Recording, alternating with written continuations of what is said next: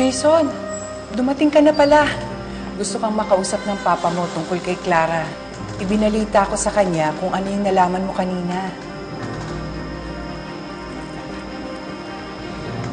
Pa, ayoko na sana malaman mo. Sa kondisyon mo. Hayaan mo makatulong ako sa inyo. Gusto ko makabawi man lang sa mga kasalanan ko kay Clara. Edgar,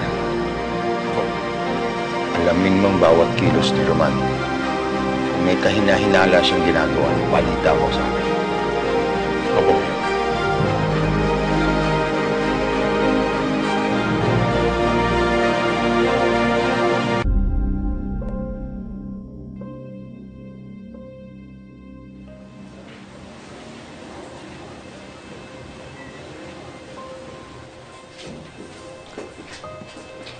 Rhea, anong balita kay Roman?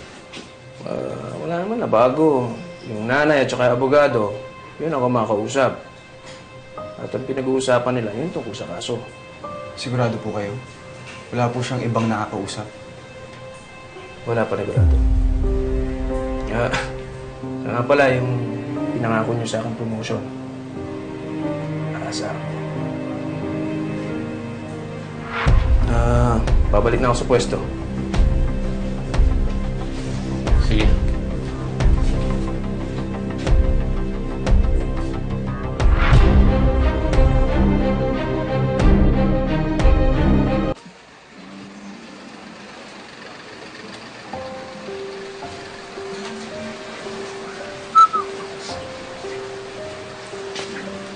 Siguraduhin mo walang nakakaalam na nakakalabas ka dito.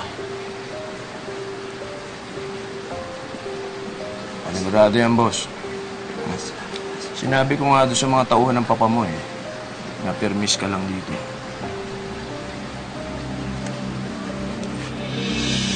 Baka dinag-double cross mo ako.